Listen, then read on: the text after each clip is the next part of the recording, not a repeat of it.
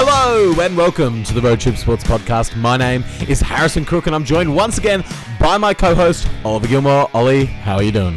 I'm good, dude. Jeez, that song gets me hyped every time. It is a really great theme song. Shout out to Tune Tank, I believe it is, for providing us with the goods there.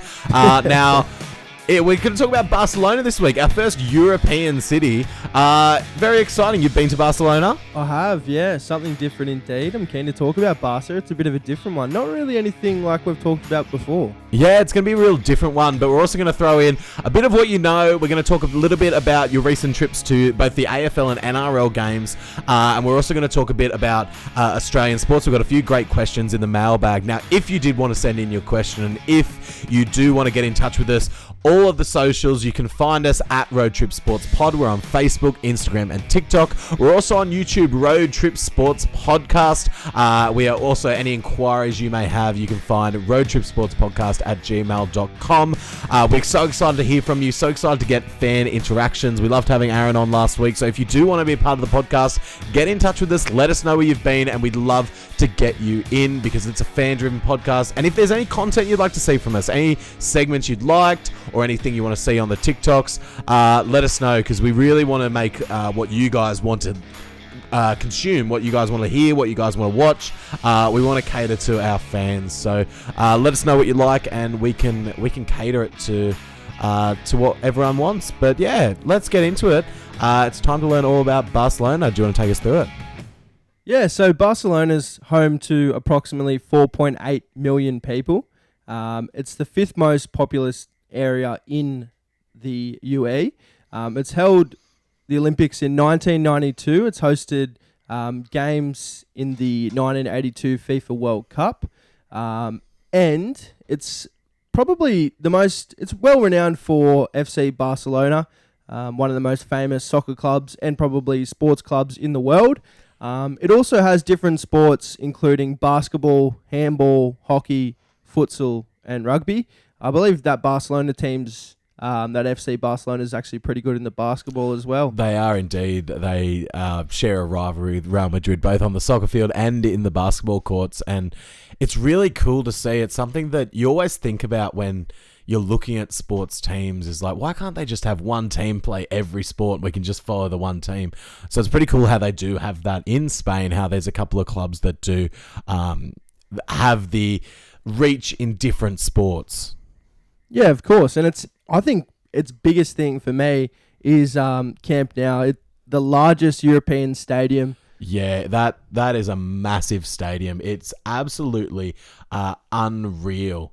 Now, it's got a capacity of just shy of 100,000 people as well. So it's an absolutely incredible ground. And to put it in perspective for some of our Australian listeners, the Melbourne Cricket Ground has a capacity of just slightly over 100,000, but this is 100,000 for a small soccer field. Melbourne Cricket Ground is a ginormous field, so you've got a lot of space to work with, but the Now Camp has sort of just been built up, hasn't it? It has, yeah. And I think a crazy stat for me was that it held 120,000 people in a soccer game in a European Cup quarterfinal, and I'm thinking, how the hell has that happened? That's incredible. Now, we mentioned at the top of the show, you've been to Barcelona. Do you want to tell us about, so what were you doing in Barcelona? What was the trip? So this was during uni. I went on a bit of a trip around Europe with some mates, and Barcelona was the starting point for this particular trip. So we made the trip to Barcelona. It was a bit of a lengthy one. We travelled from Sydney to Singapore, Singapore to Heathrow in London, and then London... And then back to Spain. Yeah. Double back, Yeah, to Barcelona. So that was really cool. I suppose I got a fair few things to talk about that, yeah. Yeah, so when you flew, did you fly Singapore Airlines or...? I believe it was Emirates. Yeah, okay. Yeah. Because I know Singapore is one of those big hubs. I've been to Singapore a few times. It's one of those ones that a lot of the airlines like to travel through. It's got the Changi Airport, which is one of the best airports in the world. If we ever talk Singapore sports, I'd love to talk about it. But so Emirates, how were they to fly with? Yeah, they were good. From memory, I've always liked flying with Emirates. They've always been good from memory. But yeah, I mean, it's a long flight. I think it's like 26 or 27 or 8 hours travel by the time we take everything into account. Yeah, for sure. Now, so you went to Barcelona, the city. Did you book the tickets in advance to go to the game, or is that something you did when you were there? Thought, all right, we better see one of these games. Yeah. So what we decided to do was we got one of those big red buses. They've got them in every city pretty well, every major city. Those hop on, hop off buses. So we jumped on one of them, and fortunately, one of the stops was Barcelona's football club and the stadium. Yep. So we travelled there.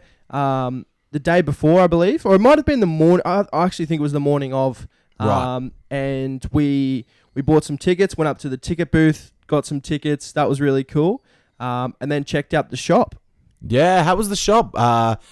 Big, like, did they have a big range or? Yeah, pretty big range. A nice sort of store. But I think the one thing that was really cool that I'll take away, obviously got my souvenirs, my scarf, mini football, that sort of stuff. But the thing that I took away and I cherish is a really cool memory from that trip. I bought a jersey, and on the back of it had my name and my number. But on the front it had the day of the game, so it had the date and Barcelona v Valencia. So that was really cool as well. So I've got that sitting away. I haven't yet to frame it, but I've got it sitting in my cupboard. Really cool memory. That's awesome. It's always great to get the mementos from the stadium that tell the specific game or the specific year you went.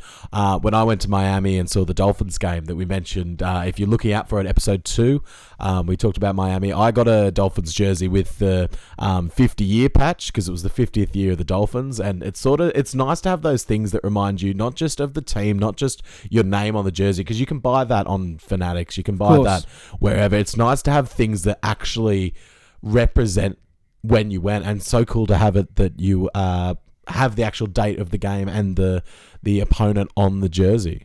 Yeah, 100%. So we travelled back to the hotel. I think we stayed in a hostel then, a bit of a budget in that Europe trip. But we travelled there. I think we had a little bit of a nap and then got a bus or it may have been a taxi back in.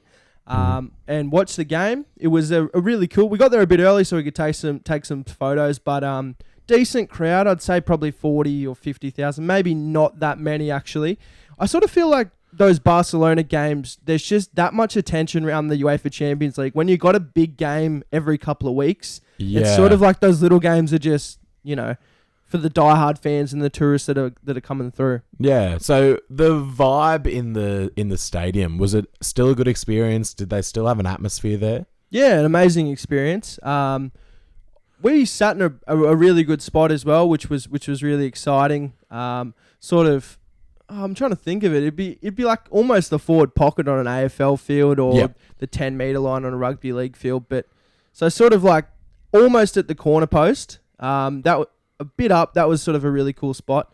It'd be a good spot to see everything. Like, of course, the best spot is the 50-yard line, is the middle of the field. But you'd be able to have that view out on the field where even if the ball's on the other end, you can still see what's going on. Where a lot of the games I've been to, the soccer games I've been to, I've always sat behind the goals, usually because it is a bit cheaper to get closer if you do want to get closer to the action. But when the ball travels to the other side of the field, it's so hard to see it. So that corner position is probably one of the prime ones if you can't get the full sideline right in the middle sort of view. Yeah, for sure. And I remember it being cold. I remember having to put the scarf around my face and went in winter in Europe, which I don't think is the best time to go for a lot of things, but there's certainly a fair few bit of sport on. Yeah, so was it a night game or was it a day game? It was a night game. It was a night game. So it would have been pretty cold. Yeah, so we watched that game. What was colder, Green Bay or Barcelona? Oh, Green Bay by far, but it was a bit different because you would have been prepared for it. I was prepared. I wasn't prepared for Barcelona to be that cold, and to be honest, I probably wasn't prepared for the whole of Europe to be that cold, but we got through it in the end. So did lots of shopping on the way, I'm assuming. Yeah, we did a bit of shopping all the way through. Tried to pick up a bit of sports memorabilia from every sort of city. Yeah. I sort of think the funny story that I'd take from that Barcelona game, and whilst it was a memorable game, the aftermath was very, very memorable. Everyone dispersed out and, like any sport, couldn't get a taxi. So Here we are. I think it's probably like a 25, 30-minute walk maybe, which probably would have been like a 10-minute drive, and they didn't want him. Everyone was just going out of the city. So no one wanted to pick us up. No taxis wanted to pick us up. And we're going, oh, this is annoying. We'll just walk back. Yep. All of a sudden, it starts hailing down, smashing down rain. And we just thought, okay, righto, what are we going to do here? So taxi had come past and wouldn't pick us up. So we're standing there in the rain, trying to hide under the bus stop. It's freezing cold. But we finally got one. He just said, he was like, not taking you. We're like, oh, we'll just give you a bit more money. He's like, all right, €30 flat rate. And we're like, oh, well, that's enough for us. We'll jump it in. So we end up getting a taxi back. But yeah, really cool experience. Different, very different to a lot of basketball, NFL, NBA, or basketball, NBA. But yeah, even Australian basketball, Australian rules. It was just different, even different to the Jets. They all just have just a very different vibe. Yeah, for sure. Did you notice, so you mentioned that it was a lot of die-hard fans. Did you notice many other tourists around, or was it definitely that Spanish die-hard crowd? Yeah, not really. I think Europe in winter's a little bit dead from the perspective of tourism. Yeah. But it just lines up with the uni break for us. So that was the perfect time to go. Yeah, for sure. So it was mainly just the die-hard fans. There wasn't a lot of tourists. And hence probably the below average crowd. Yep, gotcha. Well, is there anything else you'd like to share about the trip? Anything sports related, even outside of Barcelona? Not particularly. I enjoyed the food there. It was as always Spanish food. Really, really cool. But what was the stadium food like there? I honestly don't think I ate. I think I just ate before we went in because... Yeah, gotcha. Yeah, I don't even think honestly, I think we just went to our seats, sat down and left. It was a real different experience. Yeah. But the game was awesome. And what memorable moments from the game? Not really. I think it was 1-0 and Messi scored a goal. So I could say... At least you saw one of Messi's many goals. That's hard to say. One of Messi's many goals he scored for Barcelona. Yeah, I think the last thing that I'll say, the last memorable moment from Barcelona was one of the nights. I think there was no food open. I think it was the day we arrived. We slept until like 3 a.m. Went, oh crap, we haven't eaten dinner and we're all hungry. Yeah. Walk down the street, no like kebabs or anything like you get over here, but we've come across a burger vending machine. Right. So we got some vending machine burgers and they were horrible. Vending as you machine can imagine. Burgers? Yeah. When have they been cooked? I don't know, but they were pretty horrible. But anyway, I think I could have told you that. I think they like steam them, like they steam the burgers. Like, right. Yeah, I don't know, but pretty crap. I've got so many questions that I know you can't answer. Like, how often do they put them in there? How often do they steam them? How long have they? Most of them are just how long have they been in there, and how stale was the burger you ate? I don't think I was complaining because I was pretty hungry, but yeah. Anyway, so Barcelona, really cool sports experience. I'd probably recommend going in the summer, but if it lines up with a really big game, if it's the derby with Real Madrid, or whether it's a UEFA Champions League game or just a big game, just go and check it out. Yeah. Mentioning El Clasico as you did, congratulations to your Barcelona. For those who don't know, I'm a big Real Madrid fan, and we got smacked this morning by your Barcelona, so congratulations, 4-0. Yeah, I mean, I would probably brag and get stuck into you about it, but we've been terrible this year. It's been really surprising. Yeah. It was a really surprising result for that one. They must have put the cue in the rack or something, but yeah, I don't think Barca's issue this year hasn't actually been losses. They've only lost 4 games.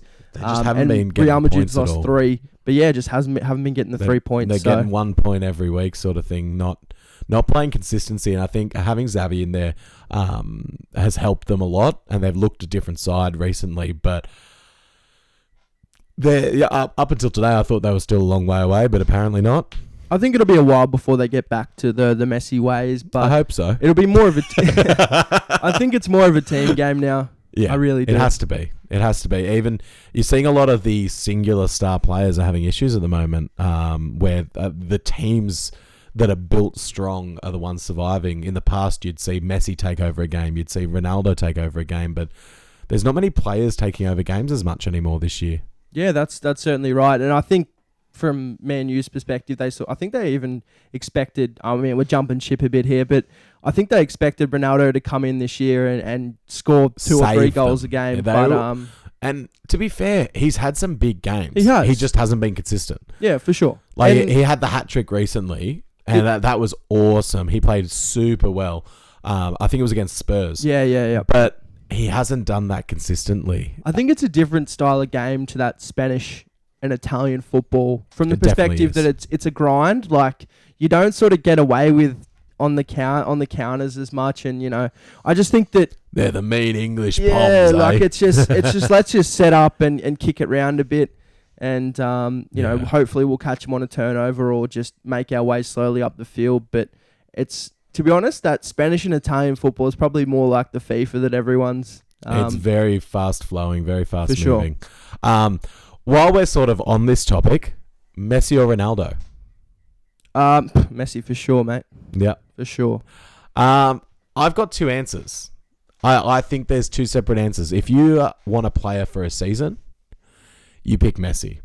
If you are telling me there's the fate of the world's on the line, and I need to pick my striker, I'm picking Ronaldo every single day of the week. He is a big game player. He always has been, and he always will be. Yeah, I think honestly, it's almost like the Jordan debate, and it's fast becoming the Jordan versus LeBron debate. Jordan was so stone cold for that less years, and LeBron's just been ultra consistent, like Ronaldo, I'd probably say as well. So, yeah, for sure. Well, we're kind of off topic, so let's bring it back now. We're going to talk about the Icon of Barcelona. Now, we've got some finalists, some nominees, and we're going to pick a winner. Let's go through the finalists so far. Who have we got? So the first one is Luis Suarez. He was a pretty outstanding striker, good forward. Come from my crew, Liverpool. So he was a pretty good player. What did you make of his appearance for Barcelona? I thought he was a grub. If you want my honest opinion, I think he's a grub. He's a very good grub. He's a very very consistent in front of goals. He would always consistently produce, especially against Madrid. I think that the biting incident has carried with him, rightfully so. But I think if you're talking about iconic Barcelona players, especially recently, I think that he has to be one of them. Yeah, of course. So who's our next finalist there? So next finalist is Xavi. Now, he is the current manager of Barcelona, which has kind of helped him in this icon status. The fact that he can transition in such a major role with his club so quickly. You're almost thinking, the way it's gone so far, you're almost thinking like Zinedine Zidane when he started coaching Madrid. That level of the player coming back to their club to provide that managership. But he was an incredible midfielder in his time. Yeah, of course. I don't think Messi's as prolific as he is without players like Xavi, and we're going to talk about Iniesta next, but I think without that midfield production, I don't think Messi is the player that he is today, and I don't think he's as regarded as he is today. He's had a lot of quality midfielders. And I don't want people to think that I'm just saying I'm trying to bag at Messi, because I think Ronaldo has had a lot of quality midfielders and quality support as well. I think good breeds good, especially in a sport where there is no salary cap, that you are allowed to position good players around your top stars. And I think that having Xavi and having Iniesta there to support Messi and to provide those quality looks for him, I think that their presence has been underlooked in Barcelona's overall success.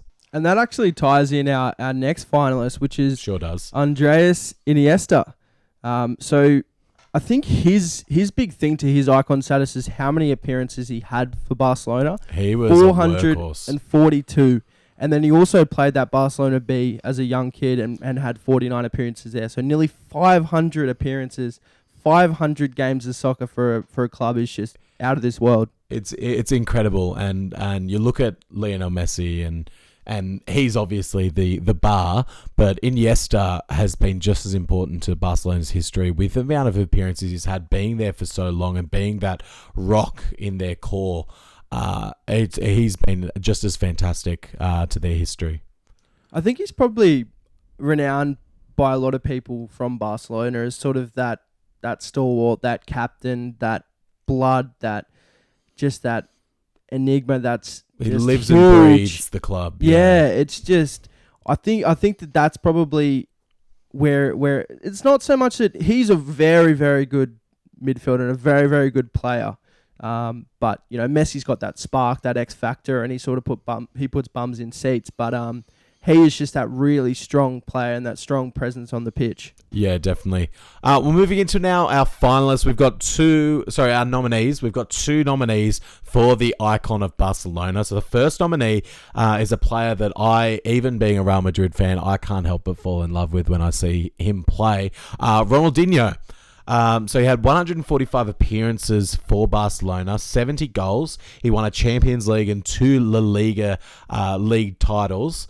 He also won 1 Ballon d'Or and 2 FIFA World Player of the Year awards while at Barcelona. He's obviously won more accolades in other places, but we just talk about their impact on the club itself and on the city we're talking about. Ronaldinho, absolute star of Barcelona. Yeah, in his short stint there, he probably had such a profound impact. You could even nearly say more than Messi comparatively to how little he spent in Barcelona. Definitely. But I think just an absolute gun. A really, really good player. You could play that wing, that attacking midfielder. You could put him up forward. Basically, put him wherever you want it, and he'll get the job done for your team. I love watching videos of his touch of the football, where they'd put it up high and he'd get his foot under it and that ball would be still. It wouldn't roll. It would just hit the floor and stay there. Incredible touch of the football. I can't remember what FIFA it was that he was the cover athlete. This is stretching my memory now, but I'm thinking 04. Do you remember? He was in a couple of them. Yeah. Though. Do you remember when he was it might have even been a different. Yeah, I'm not too sure. Might have even been a different FIFA, but he was the player that you set. But do you remember how before a game started up or before the start menu started up, you could just run around with him? Yes. And his touch, I just remember going what is this guy? How is he able to do those things? Even though it's a game, but we literally saw that on the field as well. He had the ball on a string, both in FIFA and in real games too. The ball was on a string. It was exactly where he wanted it, when he wanted it, and he was an incredible player for Barcelona. Of course. And I think the reason why our next... it is an obvious choice, but I just think it's just the short tenure. And he's obviously had a big impact at PSG and Milan and went on to play for a number of other clubs. So I think that probably hurts him a little bit, but just a great player for Brazil even as well, a great player among a lot of different leagues. Definitely. I don't think we need to reveal, we need to shield this at all, that our other nominee and winner is one of, if not the greatest football players of all time. And he did it, we can put the current PSG episodes aside. He did it all at one club. He is a Barcelona man through and through. And if you don't know his name already, you need to watch some more football, because his name is Lionel Messi. That's exactly right. And I think the thing that I love about Messi is that he went from being a youth player for Barcelona to Barcelona C to Barcelona B and then to Barcelona's team, where he played 520 games, kicking and scoring 474 goals. Now, that is just ridiculous. For a player like that to join Barcelona at age 13, make his competitive debut at 17, and to continue on for 400, or actually it was 520 games for Barcelona's A team. That is just huge. Yeah, absolutely incredible. And the impact he's had on the game has been immense. He's won 7 Ballon d'Or awards, which is the obvious record, and just unbelievable. He was a 10-time La Liga champion. He was a 7-time Copa del Rey winner. He won 4 Champions Leagues, largely off his own back. And he's just had so many memorable moments. We do our top 5 most iconic for our winner each week, and it was tough sledding, especially as a Real Madrid fan, trying to help pick what his best moments are, because a lot of them are the most painful moments in Madrid's history. Yeah, it's one of those things. I get it from the perspective of Ronaldo as well. I'm a Barca fan. I was a bit of a Barca fan before I travelled there, but that just sort of consolidated my love for them, watching them live. Yeah. But even from the perspective of Ronaldo, it works the same way for those that aren't a fan of Barcelona, and that they can appreciate what they do for the sport and how good of a player that they actually are. As much as it hurts. Controversial here, but I actually think that, a few of those awards that they do win is just because they have such a high profile in the sport. Whilst they might have, I thought Lewandowski last year probably could have won. Yeah, Lewandowski, he was amazing. Yeah. Last year. But I just think, I definitely think he should have won. Yeah, I think it's just that profile, that profile of these big athletes and what they do for the sport. And I think that's why we see Ronaldo and Messi win so many awards, because they're such stars. Yeah, for sure. Well, us announcing Messi as our winner has coincided with your opinions on the socials. We had a fantastic response this week. We had lots of people providing their input, and with 86% of the vote, Lionel Messi did take the chocolates there. So he is our icon of Barcelona, and let's get into his top 5 most iconic Lionel Messi moments. All right, let's rapid fire through these, I reckon. So, number 5, 91 goals in 2012. So he set the record for most goals in a single season, and what a way to do it. He absolutely incredible that year. He couldn't be touched, and they couldn't stop Real Madrid from winning the league that year. I'll remind you, but he still had an incredible presence in front of goals, and just, yeah, like I said, couldn't be stopped. Amazing. So do you want to take us through our number 4 moment? Number 4 is one of the most heartbreaking moments as a Madrid fan. So Lionel Messi scores his 500th goal all time, and he scored it at the Bernabeu. And this goal, he decided afterwards, it's the iconic imagery of him. He took off his shirt and he just held up with his name and his number right in the face of Real Madrid's supporters. And if Lionel Messi was on my team and did that, it would be one of my favourite moments of all time. But as a Madrid fan, it hurt and it stung, and it was good that we won the league that year anyway, so sucked in Messi, but the moment itself was definitely iconic. Yeah, for sure. And I think that could have even been higher, just that even the photos that come with it, and that moment itself is just huge, and it'll be forever entrenched in his history. So the number 3. Do you want me to take you through the number 3? Yeah, for sure. What's our number 3? Yeah, so our number 3 for Messi is breaking the single club goal record in 2020. Yeah, absolutely incredible record that Messi achieved there. He broke it, and it was looking like he was going to leave Barcelona at the start of that year before that season commenced. So it looked like he wasn't quite going to take Pele's record for the most goals for a single club. But he ended up doing it in 2020. And what a fantastic achievement. It really shows how much of a one club player he was, that he was able to achieve that record. Yeah, he sort of played with a bit of a chip on his shoulder that year, and he was hungry, very, very hungry. And we all know he loves scoring a goal, so certainly was a really cool moment there as well. Yeah, absolutely incredible by Lionel Messi. Did you want to take us through number 2? Let's do it. So number 2 is the kiss the boot in the 2009 Champions League final. Yeah, so the ball came in for a header. They're up 1-0. It's about 20 minutes to go, and in comes Lionel Messi. And he jumps in the air, and he's sort of not even facing the ball. He's not facing the goal either. He sort of just glances the ball into the goals and seals that game against Manchester United to win the Champions League. He takes his boot off, and as he's running towards the corner post, he kisses his boot because he knows he's just sealed it for his Barcelona team.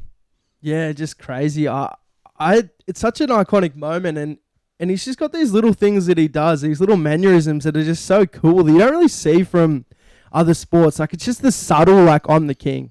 It's not like, all right, I'm just going to celebrate, like, go crazy. But he just does these little subtle things that you're like, all right, this guy knows he's the king and he's just showing it off. Yeah, he is the king and we're all his subjects. And I think we were all subject to his brilliance that night.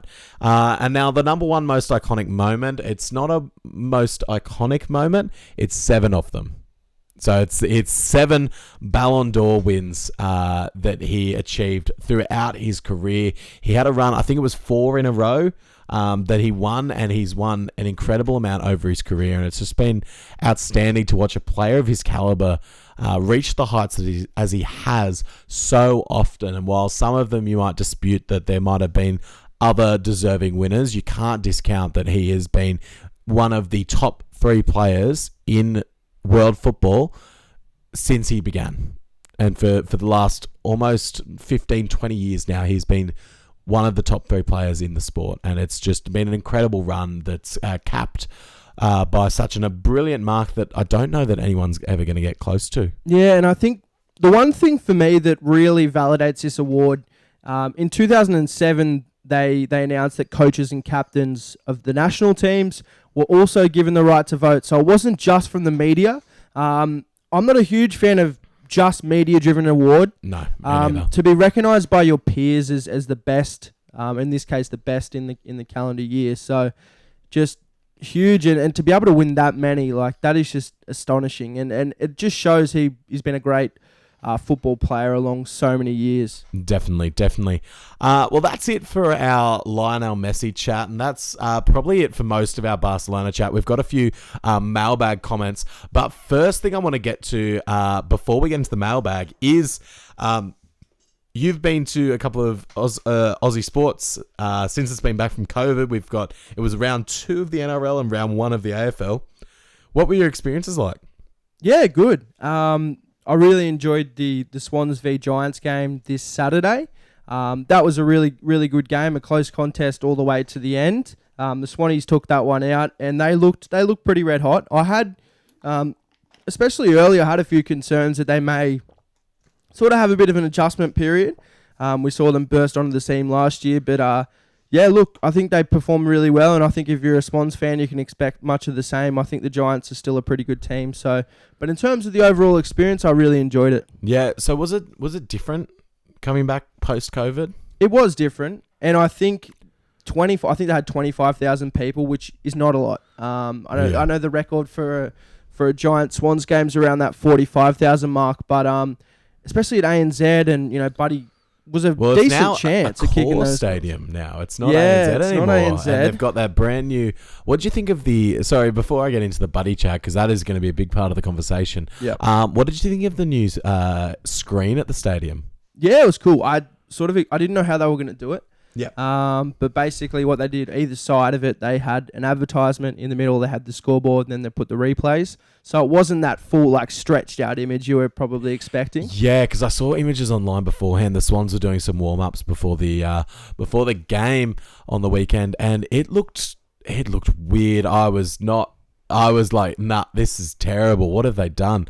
But seeing it live, seeing it on the screen, and I know you saw it fully live, fully in person, but seeing what they did with it, I'm glad they did chop it up a little bit. It's almost like an advertising board and a video screen all in one. So it kind of did look better in use than it did beforehand. But it was interesting design of a scoreboard. Yeah, I think so too. And really interesting to see how AFL games pan out for the rest of the year, especially in Sydney. Yeah, for sure. Being the Buddy 1000 crowning moment that we all know is coming, and hope, fingers crossed, no injuries, but it's coming this year. We don't know when it's going to come. How was the vibe in the stadium? I know that when I was watching on the television, it seemed like anytime Buddy was anywhere near the ball, the crowd you felt that energy in the crowd. Did you feel that in person? Yeah, exactly that. I actually think the crowd got a bit deflated towards the end. I think the umpire did his best Stevie Wonder impression. There were some. I as a former umpire, I don't like bashing the umpires too often, but gosh, there was some shocking calls. The umpires decided Buddy wasn't going to kick it early, and there was a lot of missed calls. Giants were really dirty. The Giants did not want him scoring 1,000 on them, and the umpires didn't either, it seemed like. I think we see two outcomes. I think we see the same thing happen again. And if the same thing happens again, I think they want it to happen in Melbourne. If it doesn't happen again, I think they want it to happen next week, and they've had a bit of a kick up the bum and said, look, I think you need to start adjudicating properly. But anyway. It's like a lot of the famous players, a lot of the greatest players of all time say, I think it was Michael Jordan who said, if I don't get to the rim, they're holding me. It's some of the greatest players of all time. If they're not scoring, if they're not heavily involved in a game, there's a reason. And usually it is because things aren't getting called, and there's things that other players wouldn't get away with. And other players, if you're playing on someone else, if it's just a normal round 3 game, it probably would be called. But because it's against Buddy Franklin, because there's this energy, because there's this pomp and circumstance, it's almost like the umpires didn't want to get caught like they were giving it to Buddy, so they went the complete opposite way. Yeah, and I don't like that. I think you adjudicate the game as it is and within the rules. And I had a few issues with how it was umpired this week from all perspectives, and I watched that game very, very neutral, and it was pretty horrible throughout. But I think, it's always one way or the other. Round 1, it's either they go too hard or they're too soft, and it's an adjustment period for the first couple of weeks, so we might see that as well. And just like players adjust, it does take time for umpires to adjust to a new season and to adjust to the style of play. So hopefully it gets fixed and gets better throughout the coming weeks. But it is time to get into our mailbag now. And our first question is from our super fan, Joe from Newcastle. And the question is, what AFL team surprised you the most from round 1? And looking at the hat you're wearing tonight, I think I know exactly the team you're going to talk about. So tell us all about your famous old dark blues. I won't so much get into... most people... I hope have watched that game. If not, go back and watch it, because I certainly enjoyed it. But it's your grand final, buddy. Yeah, I set up. I acknowledge now I can't watch the Blues without it. Now I can't. I know one of my mates, Huey, we always give him crap because he never watched the Tigers play. But now that the Blues might actually be okay, I think with the stress of me, I'd have to be in my own environment to watch them. So. Yep. I sat up, I watched the game. They played decent football. I thought the game plan was there for three or four quarters, and it was just waiting, or 3 quarters, and it was just waiting to click. And then it clicked. It clicked for the boys in the Blues. They went out there hard and got the job done over the Tigers. And I think the Tigers aren't a mean feat by any means. Let's not act like they're a bottom 4 team or a bottom 6 team like we saw last year. But yeah, really, really cool to see. I enjoyed that game. So they surprised me the most. But yeah, I think you could go with a lot of different options here. Yeah, for sure. I think the biggest surprise for me had to be Gold Coast. The way they came out and dominated the Eagles, I think, was just incredible. And I think that Gold Coast, for so long, have been that team that a lot of people think, why are they there? What are they doing in the comp? I think now has to be the time. They've got a decent list at the moment. They need to start putting something together, and I think that was a great first step for them, and I hope that they can continue that into the next weeks. Yeah, I think they're a year off for me. I think they're a year off. They played well. I'll acknowledge they played well against West Coast. West Coast were missing a ton of players. That is true. That is fair. But to go over there and to win in Western Australia is no mean feat. That is just... that's not a lot of teams are able to do that every year. Even the top teams, they struggle to play in Perth. So certainly, I think give them credit where it's due. Yeah, for sure. All right, next question. Riley from the Gold Coast. Who wins the UEFA Champions League? I'll go first on this one. Real Madrid. I think despite the loss today to Barcelona, which obviously has altered my opinions slightly, but I think that they're a quality side. I think that they have been really hitting some form lately. I think Benzema's really proven himself to be that quality striker. We all knew he was, but he sort of got overshadowed by your Bales, by your Ronaldos, even overshadowed by Modric for a little bit. I think that now he has taken over and it's his time. He's going to lead Madrid to number 14. Okay, wow. Yeah, I don't hate it because if you're in that top 16, you're a great team, and you've done well to get there. You're one of Europe's best. It was impressive to see the way they knocked out Paris as well. I mean, really impressive coming back and beating Paris. They've still lost 3 games all year, so in the Liga. So that's enough there. But I think for the reason, conversely to Real Madrid, I think Liverpool have got a good side of the draw. And I think on their day, they're one of the best teams. I think they're a top team in Europe, and I think they're starting to hit the form at the right time. Yeah, for sure. I think it's interesting how you pick your team and I pick mine. I think we're both feeling pretty confident coming into the round of 16. All right, next question. This is from Jack from Cameron Park. Now, a lot of people know that you're a Packers fan. So, what are your thoughts on the Adams trade, and are the Packers still a contender next year? Upset, disappointed, shocked. What else? A lot of different emotions. Yep. When it first happened, very, very surprised. I saw it coming to a certain degree, but I didn't think it would I thought it would be a bit of a waiting game. I thought it was a bit of a bargaining chip. Yeah, it did seem like that as just a way to get that long-term deal done, because it was obvious he wasn't going to play under the tag. I thought too it was just going to be a let's float the waters a bit until they give us a bigger deal, but they ended up not. They ended up dishing him to Vegas, and they got a pretty big haul out of it. Do you think they're still a contender? I do, and just firstly, I want to talk about the trade just quickly. We saw Hopkins. He was just a second, is that right? Hopkins was a bag of potato chips and whatever Arizona could find in their back pocket. He was dealt for nothing. So, I think there was similar sort of issues in he was the highest paid player. I mean, Adams is going to be on a lot of money, and especially the Packers going into a rebuild. I think they did offer him that money, but I think ultimately it was his decision. But to get a first and a second, I don't think it's the end of the world. Would I rather Adams? Yes. But yeah, it would be interesting to see what the Packers do. Do they go out and get 1, 2, or none? No wide receivers. We'll wait and see. Based on past track record, they'll probably just draft another quarterback. Oh man, what do I say? It's the jab that I can use on you every single time. It never gets old for me.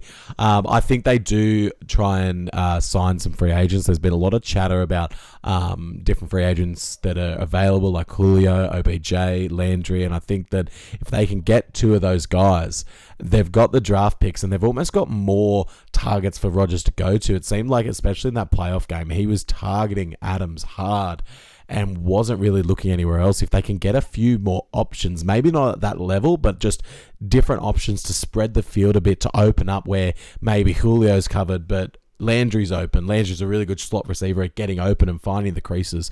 I think that could really help the Packers more than Adams did. Yeah, I think so too. I think there's certainly something different that needs to happen for them to win a Super Bowl. I mean, they've went back at it 5, 6, or for 10 years now. They've went back at it since they pretty won well. The last one. Interesting to see what happens there and moving forward into the draft and end of free agency. Definitely. Now, Daz from Siam has asked a really broad question, and I really like it. Who are your sports heroes? Mine would be Chris Judd. Growing up as a Carlton fan, I think that was primarily my sport as a young kid. He was my favourite player. His ability to kick both feet. He just was a polarising character. He went about football in a way that no one else sort of went about it at the time. Yeah. From the perspective, he was just absolutely insane and dedicated to the craft. I remember him telling a few stories on a few different podcasts about how he'd say, all right, well, I'll go and have 2 beers or 3 beers, but, that's 300 100-meter sprints. Well, that's 5. Like, he'd just punish himself for having fun. And look, to be honest, to be the best in the game, you got to do things like that. And I think he's a good inspiration and a person to look up to. Yeah, there's definitely sacrifices that need to be made to be that star.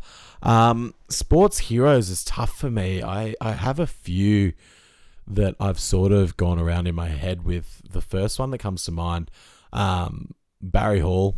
I used to love Barry Hall. I was the biggest Barry Hall fan. Even when he punched out Stalker's lights, I thought that was the coolest thing as a kid. Probably not as nice to say now, but gosh, that was the coolest thing as a kid. Just watching a guy say, "I've had enough of you. No. I've had absolutely enough of you, and I'm not taking it anymore." Night. Left, right, good night. Will you be taking your talents to boxing once your sports career is done, mate? I don't think I could get in the boxing ring. But my other sports hero is probably Drew Brees. I love the way he played the game. I read his autobiography, and I loved his story. I loved the way he approached life, the way he approached sport. And I think that he's been one of my biggest inspirations, and probably the last one. I don't know if you count as a sport, but the man himself, John Cena, Mr. Hustle, loyalty, and respect. If you call wrestling a sport, I think that his way of life and his thoughts and beliefs on things, I think, is something that I've carried through as well. The never giving up and being honourable at all costs and doing the right thing even when it's tough. I think that's what I've always tried to pride myself on. And yeah, to get deep for a little bit, I think that his impact has been big on my life. Yeah, of course, man. I certainly appreciate his morals for sure. So our next question comes from Josie from Newcastle, and she asks, "What is your favourite food to eat at the footy?" Favourite food to eat at the footy? There's so many good options. It depends on where you're going, obviously. If we're just going to talk about Australian sport, nothing beats a good hot dog. I love a good hot dog at the football. Get me some tomato sauce, ketchup. Get me some mustard. I'll happily sit with a hot dog any day of the week. I think a meat pie obviously is a great choice as well, but I think that hot dog, nothing beats it for me. Yeah, okay. I've got to go with a meat pie. Yep. Even though it probably burns your mouth off every time. They're way too hot at the football. That's my only problem. But look, maybe it'll be the giant burger as the Giants had this weekend. What? No, I actually don't think I'll be trying that one. But what was the giant burger? Part of the advertisement that they had on that big screen was the giant burger. Not to be mistaken for a slider. It looked like a slider, so I was pretty harsh on it, as were everyone else that saw it. Yeah. Making a bit of a joke out of the giant burger. Maybe it doesn't perform. I'll have to give it a crack, honestly. I can't keep cracking on it. But crack on it till you try it, I think. I think you gotta, if it's a big sound, I'm sure it'll be a big burger as well.